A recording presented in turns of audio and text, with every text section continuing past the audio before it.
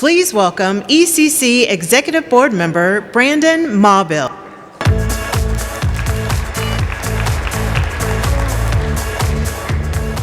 Good morning. Thank you, Sterling, for the amazing presentation. I have the honor to introduce you to our next speaker. Mr. Greg Sizemore is the Vice President of EHS and Workforce Development at Associated Builders and Contractors.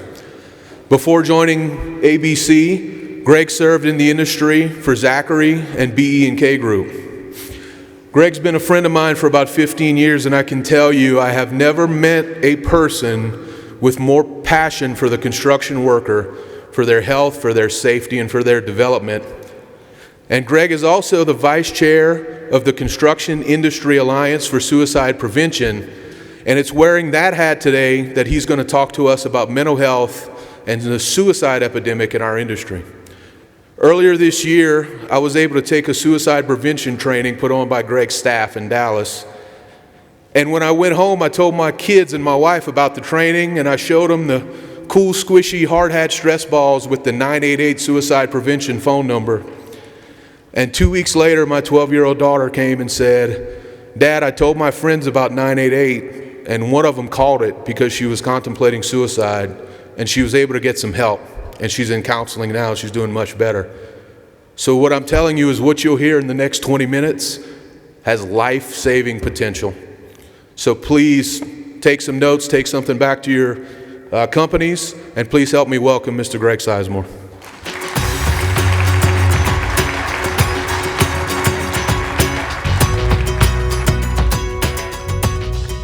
I did take the time to write down my little Sterling, no matter what, and it was never follow stirring, no matter what. That was incredible. It was incredible. Well, it's really good to be here, and I know I've got 20 minutes, okay? And the heading of this is a safety moment, but I want to be very, very clear about something. The lifetime of an opportunity only exists when the opportunity is available, and I'm going to dovetail in the back of what Sterling said. I am here to make you uncomfortable. I am here to take you somewhere that for some of you, maybe you are unknown or unfamiliar with what I'm going to share with you in the next 20 minutes. And the reality of this is I'm going to do a little experiment here, and I believe it's going to work out well. And you're going to have to take and be courageous in this moment. I'm not asking you to do a dance or Macarena. I'm going to ask you to do something because I'm going to ask you a very simple question. And the very simple question is this, and I can't see everybody in the room, but I can see most. If you are in this room and you have lost a loved one to suicide, I'd like for you to stand up, please.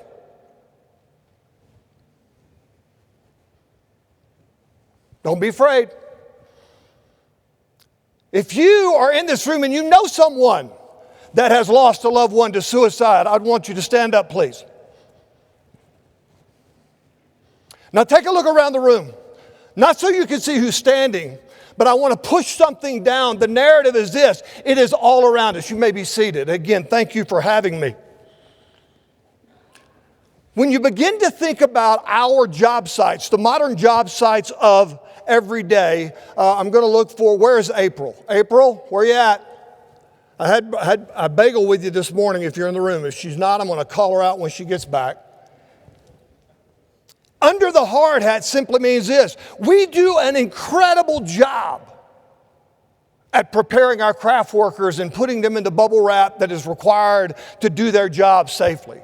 Whether it's ladders or whether it's scaffold or whether it's a particular type of tool or it's this or it's that. We do a great job. That is what we're really good at. We spend a large amount of our resources, both capital and sponsors, to get those things, those tools in people's hands. But if April was in here and I would tell you this, I'm going to pick on you because you're sitting right here in the front row. What's your name, sir? Come up here for me, Steve. I didn't come to you, Toots. I'm just letting you know that. I gave you one that left you off the hook. I don't know you, right? Steve Wolf. Yeah. Steve, Greg Sizemore. I don't know Steve, but I'm going to be honest with you. Steve is my prop. Prop is this, simply this. Steve, I don't know anything about you, so what I'm about to say, quite frankly, I'm making it all up. I'm making it all up. Now, I don't know, what company you work for? CP Chem. And okay, so there you are, the big owner community, right? I'm going to make you a construction worker this morning. Okay. You're working for Turner. I'm just going to throw that name out there because I know a couple of guys. Maybe you're with Performance. I don't know. But the reality is Steve this morning, as he was lacing up his steel-toed boots and putting his mayonnaise sandwich inside of his lunch bucket to go off to work to show up on your project, the last thing his wife handed him before he left was a set of documents from an attorney saying, I wanted a divorce. Huh? No, oh, by the way, she also told him that last night when she's told their children that their son overdosed on drugs and their daughter ran away from home, and so you have a good day, would you, Steve? Now, the reality of that is, and it may seem extreme, Steve goes to work because Steve is that guy. He's dedicated. He's committed. I need a distraction. I can't stay here. I'm going to go to job. I'm going to pull up in that parking lot that is provided for me, and I'm going to put on that hard hat, slide out from underneath that steering wheel, take the keys and lock the truck, and I'm going to go in there and do an honest day's work. What is Steve not doing? He's not doing an honest day's work. He's carrying everything with him as he walks in that gate, walking on your job sites, walking in your facilities. That's what Steve is carrying. And see, there's no magic pill that happened. There's nothing miraculous that occurred when he slid out from underneath the steering wheel, locked the car, truck, door, and put on the hard hat. You give Steve some love. Thank you for letting me pick on you, okay? And that's the reality of who we are. We're numb to it. We're numb to the numbers of people that stood up a moment ago inside of this room and said, I know somebody that. And so if I made you a little uncomfortable again, I'm going to cherish the words and the softballs that were set out there by Sterling for me to say, if that made you a little uncomfortable, that's okay. Then I've accomplished my task because I want you to be uncomfortable. I want you to go in places that are uncharted because the vast majority of people today don't want to do it. Why is that? Because we'd rather ignore the situation than address it. We'd rather say that we don't have a mental health or a suicide problem. We'd rather say that's too icky, squishy, yucky, HIPAA, whatever it is. And the reality is there's nothing further from the truth. I'm convinced, as a guy that's been in the industry for over 45 years and worked on some CP Chem projects, worked some big projects, little projects and all that, most of it industrial in my career. But I'm convinced that the next great leap in world-class health and safety performance is going to be geared towards those men and women that are putting on the hard hats every day, and it doesn't have much to do with PPE.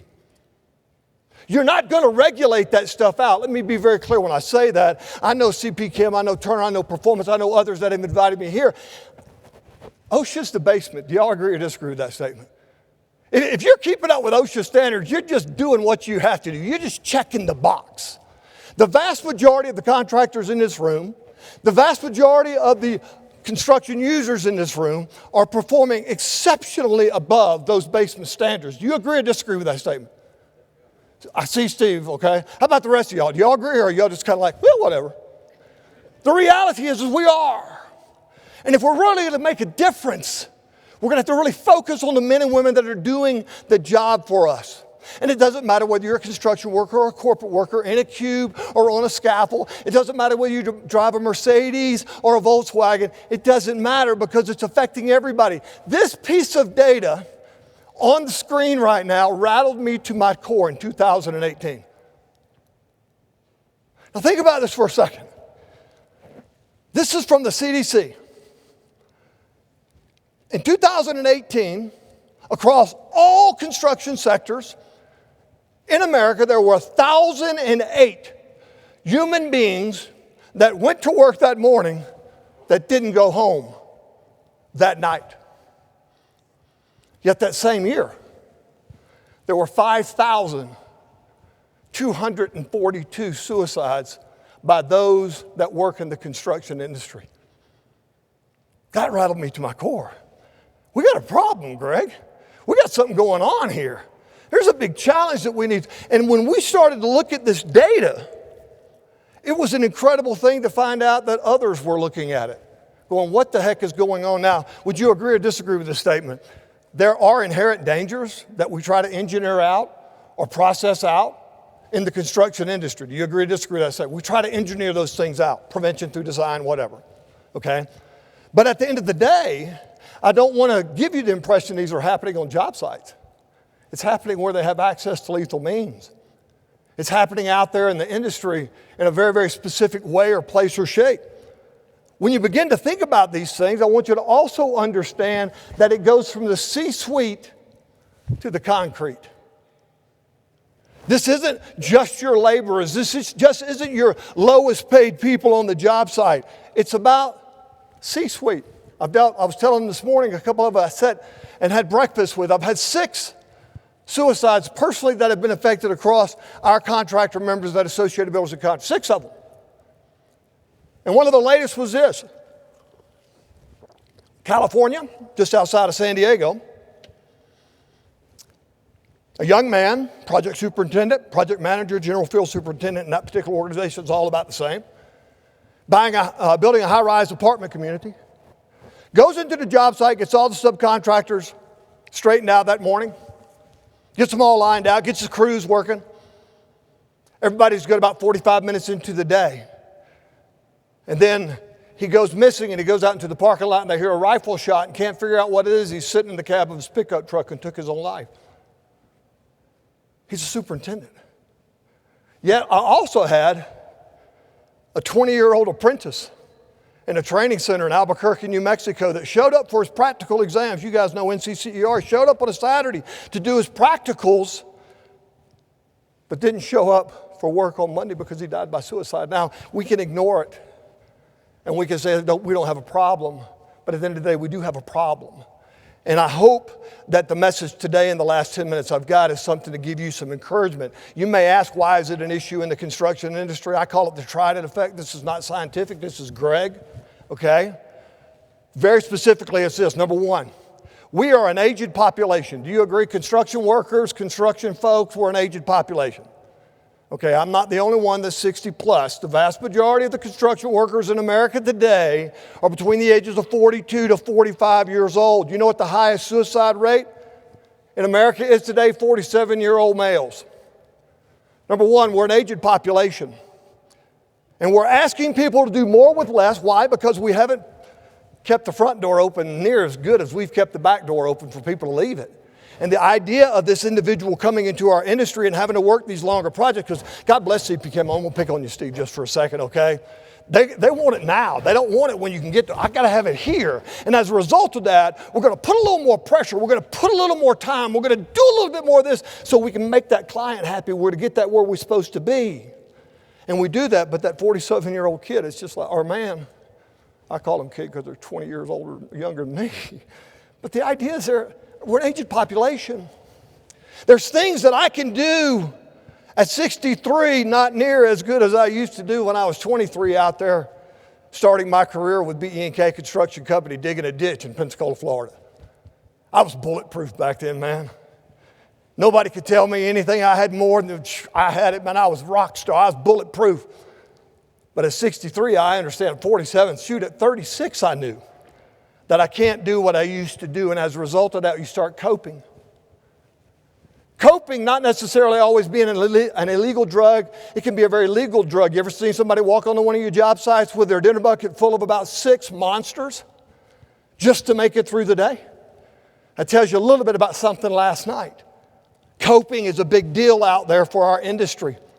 We think about those things, and the schedules are getting tighter. The pressure is getting more intense. All of these things are happening. We talked about it again this morning at the table. I'm sorry for the 3 that I was sitting with. Veterans coming into our industry is a very, very big deal. And we as a construction community collectively, I'm not talking about your company, have done little to support them. They saw more on a Sunday afternoon in theater than you did if you're from South Alabama like me watching NASCAR for 500 miles. Nothing like 43 rednecks turning left for 500 miles, but when I'm over there in Iraq and doing this, I kind of bring a different set of chunks back to the world. They call it even this, PTSD, but it's really an injury. It's PTSI.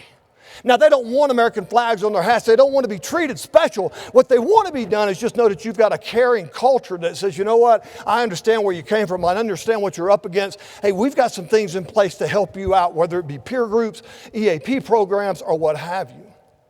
So we've got a veteran community. It's a natural crosswalk into our industry. Last is this. We have a youth population coming into our industry that has a totally different paradigm when it comes to this. Think about this. Think about this. The world of friends on Facebook, that's an oxymoron. They're not friends. They're just people that like.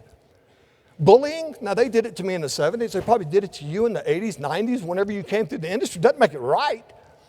But the reality is we've got a culture of kids that are coming into our industry that frankly, it wasn't right then, it's not right now. We need to treat these human beings against the pressure that they have coming into our industry. When I say that, I want to say this.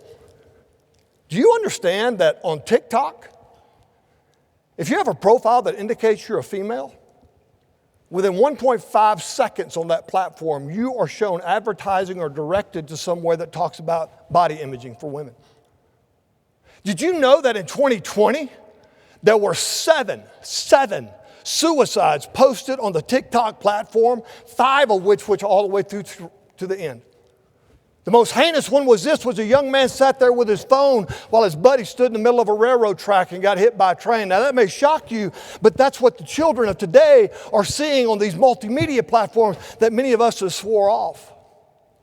And the truth when we begin to think about these things, why is it an industry effort? Because we've got an aged population. We're the perfect storm. We're that trident. We've got veterans coming in that we're not helping them deal and cope with the things that they're dealing with. And we got youth coming in here that we do a good job to teach them how to use a crescent wrench, but we do little to help them navigate their life, especially in construction.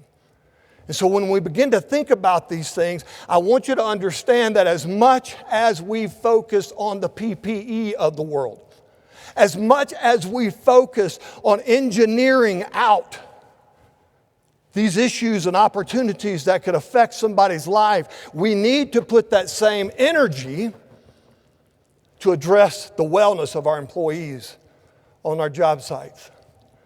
We focused on everything else about recruitment and even retention. Sterling mentioned that this morning. Is there anybody in here that's got more people than they need? Nobody.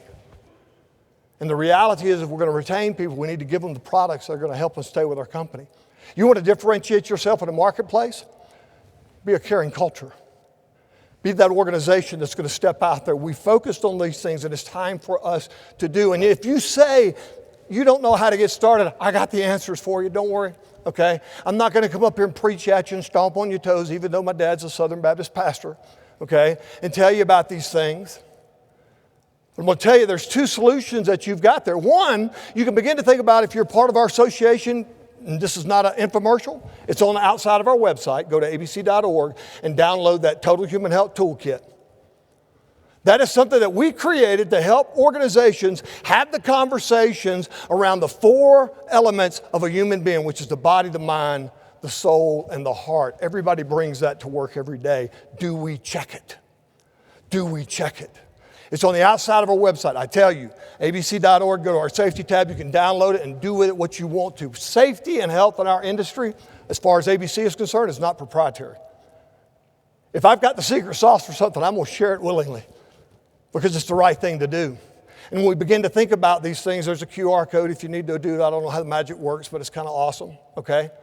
The reality is this is also, if you don't know about this, you need to go to preventconstructionsuicide.com. Brandon mentioned that I was part of CIASP, which is the Construction Industry Alliance for Suicide Prevention. In that data, when that data came out in 2018, I was in Washington, D.C. I had just left Zachry in 2015. I was walking the streets of Washington doing the grip and grin with Mrs. Humpty Squat and Mr. Diddley Poo, whoever they may have been. And I saw that data, and all of a sudden my phone lit up. And I started hearing from CFMA, I started hearing from AGC, I started hearing from all these other like groups like us that were in DC. I said, man, we need to do something about this. And so in 2015, we began to stand, or 2018, we began to stand up the Construction Industry Alliance for Suicide Prevention. I'm proud to say that many of the members that are part of these associations have gone on and taken that pledge to go out and have those uncomfortable conversations with their employees. I'm proud to say that many of the owner community have stepped out there and said, you know what, I'm going to own some of this as well, and I'm going to ask all of my contracted community, what are you doing in this space? So here's what I'm telling you. If you don't know what to do, if you don't know where to get started, there's two resources for you, and that's what I came to tell you today. Number one, I'm going to tell you this, and I got 1 minute and 41 seconds to say this. In 1978, when I started in this industry, I was digging a ditch, as I said, in Pensacola, Florida. And if you'd have told me then, if you'd have told me in 1978 as a stumpy little high school grad that, was making more money than you could ever think you'd, I'm making $9.20 an hour to dig a ditch in Pensacola. I was like, dude, I'll dig forever, okay? I was making a king's ransom. But I said, Greg, one day you're going to be given the opportunity. Let's go back to Sterling. You're going to be given that opportunity to step outside that ring.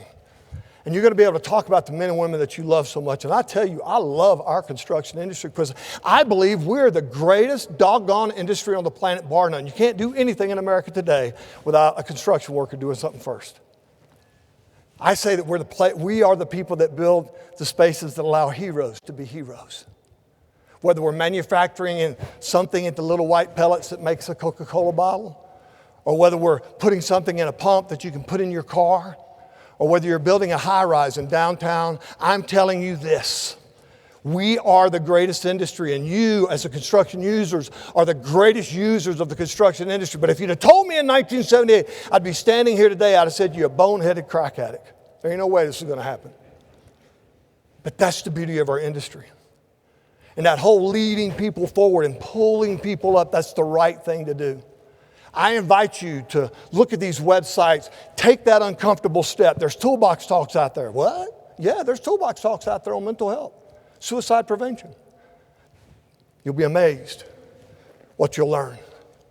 And I'm here to tell you, we need to embrace those that are in our industry. We need to welcome those that are coming into our industry. And we need to have the resources in place for them to do what they do. God bless you guys. Thank you all for having me today. I really appreciate your time.